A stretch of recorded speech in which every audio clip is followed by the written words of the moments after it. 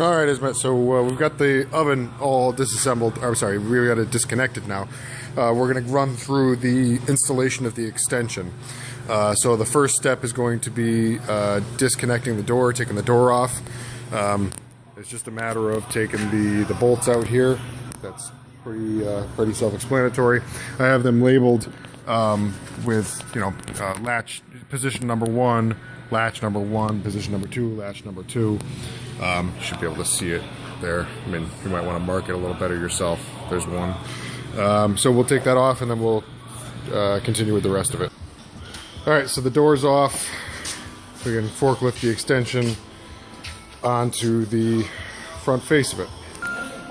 Alright, so we just forklifted the extension into place. We just drop it in where it ballpark area and you can slide it around from there. So there's going to be latches that bolt up. There's the latch catch here. The latch will go here, and then you latch it right in place. It will pull it right against the oven. Same on this side. You use the existing latches for the door. Pulls it right into place. You can kick the bottom.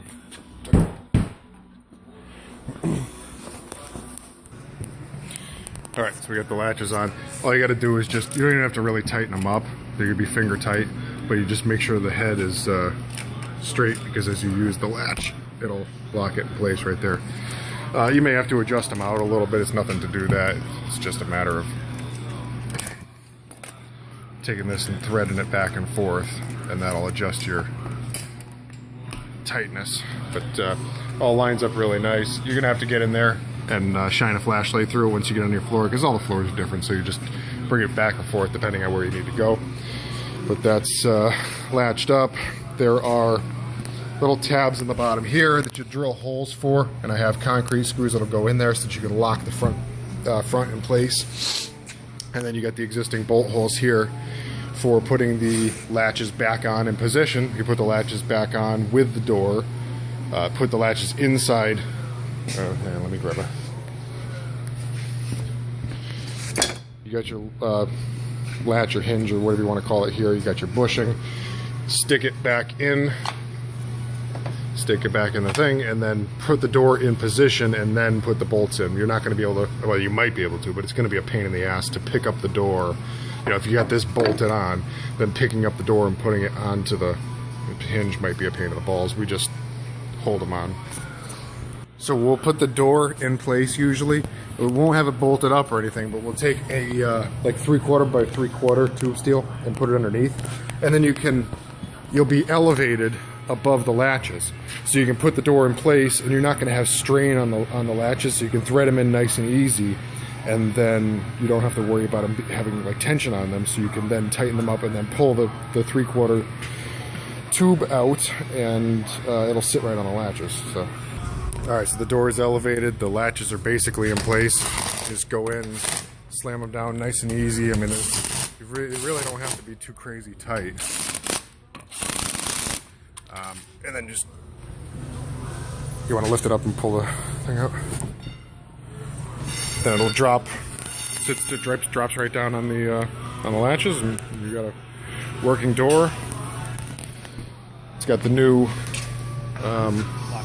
latches there, but yeah, so you got a functioning system. I mean, again, you might have to adjust it depending on your floor, and you may have to play around with how the hinges are adjusted, because your floor might not be as even or as uneven as mine in a lot of cases. But all you got to do is just play around with it, and you're good to go. So it isn't 1, 2, 3 in the case of the other one.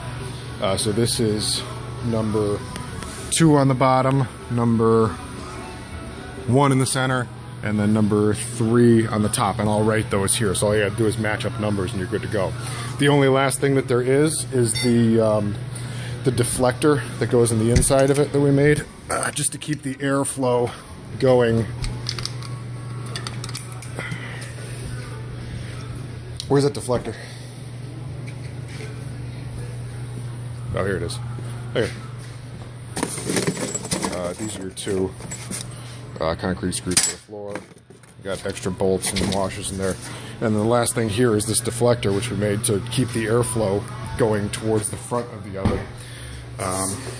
So this deflector, you take out, we got the one of the airflow things here. So there's a screw, and then screw and a screw here. And all you do is take out those screws, and this bolts right in place. Can you shine it from there? I can't see the fucking thing. Can you see it? No. Is there a flashlight on that thing? There you go. Use your phone.